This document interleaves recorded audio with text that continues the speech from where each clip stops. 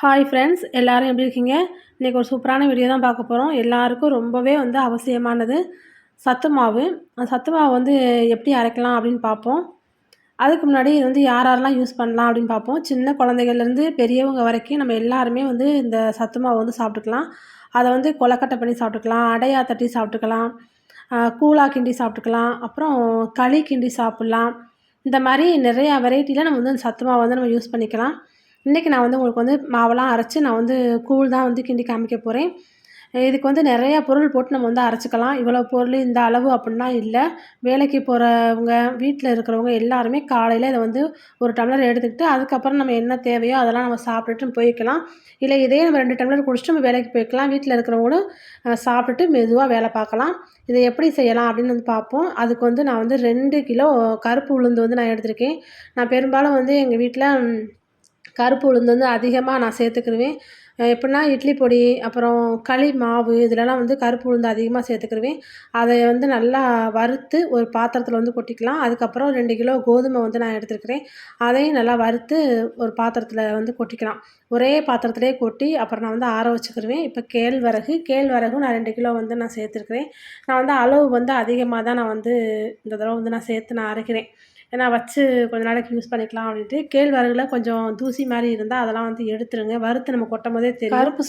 கருப்பு சுண்டல் நான் 1 கிலோ நான் எடுத்திருந்தேன். அதையும் இந்த மாதிரி வறுத்துக்கலாம். வறுக்கும்போதே அந்தந்த தானியத்தோட வாசனை நல்லாயிருக்கும். ரொம்ப கருக விட்டு நீங்கள் எடுத்துடாதீங்க. மாவு கசந்துரும். கரெக்டான பக்குவத்தில் வறுத்து நம்ம எடுத்துக்கணும். வெள்ளை சுண்டைக்கடலை அதுவும் நான் 1 கிலோ நான் எடுத்துருக்கிறேன். அதையும் நல்லா அந்த மாதிரி வறுத்துட்டு, ஆனால் எந்த பொருளையும் கருக விட்டுறாதீங்க. அதுதான் அந்த சத்து மாவுக்கே மெயினானது. இது சோயாவும் 1 கிலோ நான் எடுத்துருக்கிறேன். பாசிப்பயிறு 2 கிலோ நான் எடுத்திருந்தேன். அதையும் நல்லா வறுத்து கருக விடாமல் கொட்டிக்கலாம். ஒவ்வொரு தானியத்துக்கும் ஒவ்வொரு வாசனை வரும். அதை வச்சு நம்ம எடுத்துக்கலாம். அது மாதிரி நம்ம கை பொறுக்கிற அளவுக்கு நல்லா சூடாக இருக்கும். அதுதான் பக்குவம். இது சிவப்பு கவுனி அரிசி. அதெல்லாம் பட பட படன்னு நல்லா பொரியும். அந்த வாசனையும் ரொம்பவே சூப்பராக இருக்கும். இதையும் நம்ம வறுத்து அந்த பாத்திரத்தில் சிவப்பு கவுனி அரிசிலாம் உடம்புக்கு அவ்வளோ நல்லது. அதுக்கப்புறம் கம்பு சேர்த்துக்கலாம். கம்பு நான் 1 கிலோ சேர்த்துருக்கேன். அதையும் இந்த மாதிரி நல்லா வறுத்துக்கலாம். கம்பு வறுக்கும் போதே நல்லா பொரியும். பாப்கார்ன் மாதிரி பொரியும். அதையும் நம்ம அதில் சேர்த்துக்கலாம். இதுக்கப்புறம் வெள்ளை சோளத்தையும் நல்லா வறுக்கும் போது நல்லா படன்னு பொரிஞ்சு இந்த மாதிரி நல்லா வரும். அதுக்கப்புறம் அதையும் அந்த தானியத்தோடு சேர்த்துக்கலாம். அதுக்கப்புறம் கருப்பு கவுனி அரிசியும் உடம்புல நம்ம சேர்த்துக்கிறது ரொம்பவே நல்லது. அதையும் வறுக்கும்போது நல்லா படன்னு சவுண்டு வரும். அடுத்து அதையும் கருக விடாமல் எடுத்துக்கலாம். எள்ளு நான் 200 கிராம் நான் சேர்த்துருந்தேன். எள்ளையும் நல்லா வறுத்துட்டு அதோடு சேர்த்துக்கலாம். கருப்பு எள்ளு, கருப்பு உளுந்து இதெல்லாம் ரொம்பவே நல்லது. பெண் குழந்தைகளுக்கு அந்த இடுப்பு எலும்பெல்லாம் நல்லா பலமாக இருக்கிறதுக்கு நம்ம சேர்த்துக்கலாம். மஞ்சள் கலர் சோளம் அதையும் நான் வறுத்து அதில் சேர்த்துக்கலாம். இந்த தானியம் இந்த அளவு அப்படிலாம் இல்லை. நமக்கு எவ்வளோ வேணுமோ அந்த அளவுக்கு நம்ம சேர்த்துக்கலாம். இப்போ வால்நட்டு, அப்புறம் முந்திரி, பாதாம் இதையும் சேர்த்துருக்கேன். இது நான் 100 கிராம் தான் நான் எடுத்திருந்தேன். அதிகமாக சேர்த்துக்கல. அதுக்கப்புறம் பொரிகடலை அதுவும் நான் 1 கிலோ பொரிகடலை நான் எடுத்திருந்தேன். பொரிகடலையும் ரொம்பவே நல்லது உடம்புக்கு. அதையும் கருக விடாமல் அதில் சேர்த்தாச்சு. நிலக்கடலை அதாவது உப்பு கடலை அதை நான் 1/2 கிலோ சேர்த்துக்கிட்டேன். இது எல்லாத்தையும் ஒரு டேபிளில் இது மாதிரி கைலி இல்லைனா வேஷ்டி இல்லை சேலை இந்த மாதிரிலாம் விரித்து நம்ம அதை நல்லா ஆற வச்சுக்கிறணும்.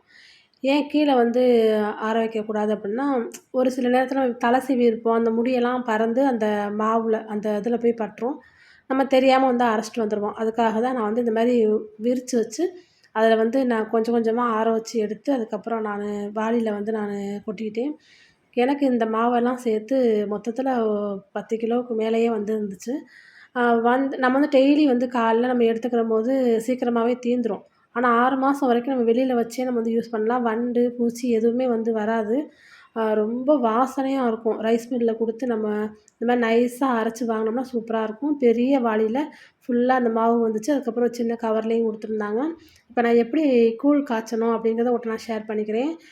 இந்த மாவை வந்து நான் எடுத்துருக்க அந்த சின்ன கிளாஸில் 2 கிளாஸ் வந்து நாங்கள் எங்கள் 5 பேருக்கு நான் வந்து எடுப்பேன் டெய்லி காலையில். இந்த கிளாஸ் அளவுக்கு மாவு எடுத்து நம்ம தண்ணி ஊற்றி கரைக்கும்போது, உங்களுக்கு தண்ணியா வேணும் அப்படின்னா, நீங்கள் இன்னொரு கிளாஸ் கூட சேர்த்துக்கலாம் தண்ணி.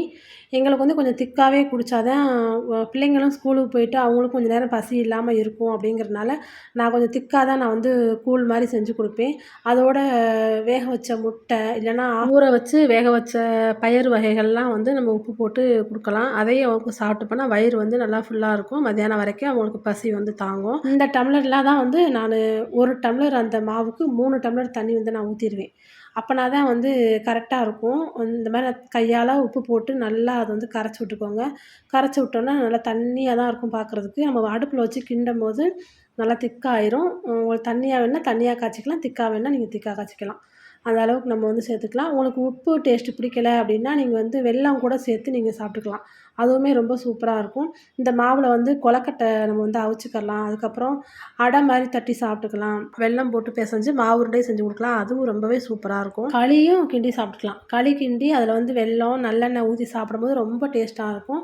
இல்ல நீங்க மாவு கரைக்கும்போதே வந்து வெல்லப்பாக நீங்க ஊத்தி வச்சு கரைச்சு நீங்க களியா கிண்டி சாப்பிட்டாலும் ரொம்ப சூப்பரா இருக்கும். எங்க வீட்ல எல்லாருக்குமே இந்த கூழ் வந்து ரொம்ப பிடிக்கும். அதனால நான் மாவு வந்து கொஞ்சம் அதிகமாவே அரைச்சு வச்சுக்கிருவேன்.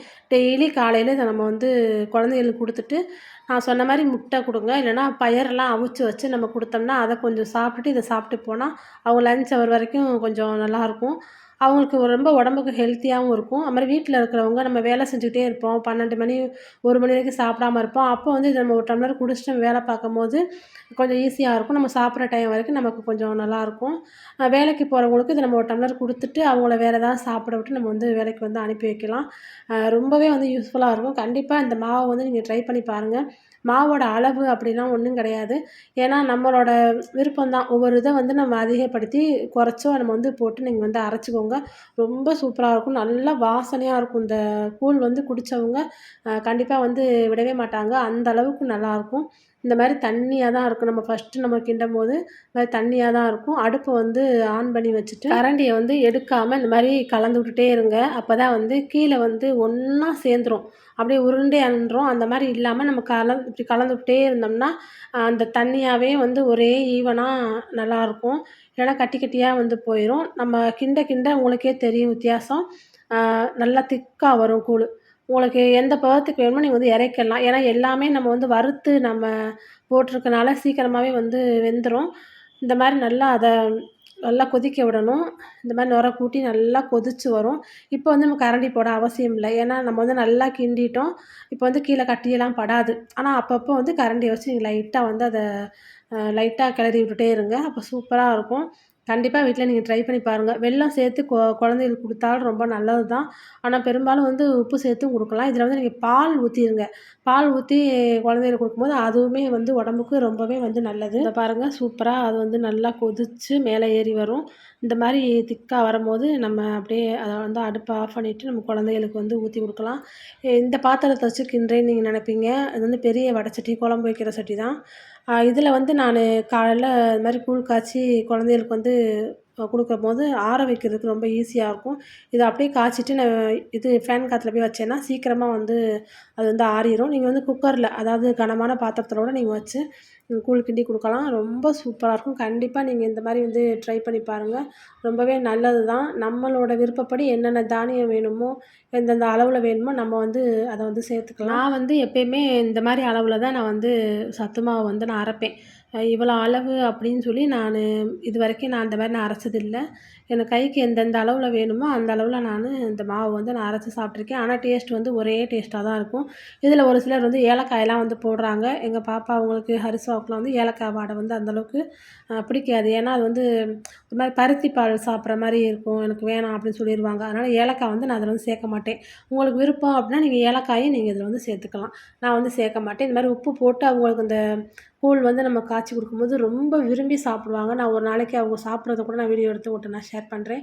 கண்டிப்பா நீங்க இந்த மாரி நான் வந்து என்னென்ன சேர்த்தேனோ அது எல்லாமே நீங்களும் சேர்த்து இந்த மாதிரி சத்து மாவு நீங்கள் அரைச்சி குழந்தைகளுக்கு கொடுத்து பாருங்கள். ரொம்பவே ஹெல்த்தி. நம்ம வந்து சின்ன குழந்தையில நம்ம வயசில் வந்து நிறையா வந்து ஹெல்த்தியாக வந்து சாப்பிட்டுட்டோம்.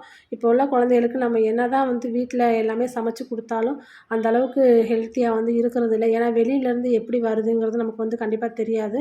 நம்மளால் முடிஞ்ச அளவுக்கு இந்த மாதிரி ஹெல்த்தியாக வீட்டில் வந்து இந்த மாதிரி தானியங்களை வச்சு நம்ம சத்து மாவு அரைச்சு அவங்களுக்கு தரும்போது நமக்கு மனசுக்கு ஒரு திருப்தியாக இருக்கும். ஏன்னா இன்றைக்கி வந்து அவங்க எல்லாத்தையுமே வந்து அவங்க தானியம் மூலியமாக வந்து சாப்பிட்டுக்கிட்டாங்க அப்படிங்கிறது நமக்கு ஒரு சந்தோஷமா இருக்கும்.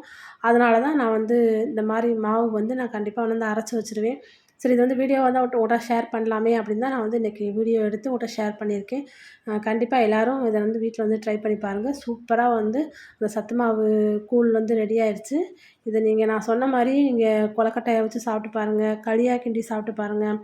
அப்புறம் இன்னும் தண்ணியாகவும் நம்ம வந்து அதை வந்து சாப்பிட்டுக்கலாம். அதுக்கப்புறம் அடை மாவு மாதிரி லைட்டாக அதில் வெல்லம் போட்டு கலந்து அதையும் ரொட்டி மாதிரி தட்டியும் அதை வந்து சாப்பிட்டுக்கலாம். ரொம்ப சூப்பராக இருக்கும். கண்டிப்பாக நீங்கள் வீட்டில் இதே மாதிரி நீங்கள் ட்ரை பண்ணி பாருங்கள். இந்த வீடியோ உங்கள் எல்லாருக்கும் கண்டிப்பாக யூஸ்ஃபுல்லாக இருந்திருக்கும்.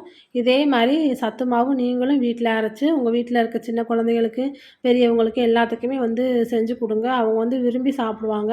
ஏன்னா நம்ம வறுத்து அரைச்சி இந்த சத்து மாவு கூழ் வந்து செய்கிறது வந்து நல்லா வாசனையாக இருக்கும். பெரியவங்களும் விரும்பி குடிப்பாங்க. நான் வந்து எங்கள் வீட்டில் எல்லாருக்குமே இந்த கூழ் வந்து செஞ்சு கொடுத்துருக்கேன். எல்லாருமே நல்லாயிருக்கு, சூப்பராக இருக்குன்னு தான் வந்து சாப்பிடுவாங்க.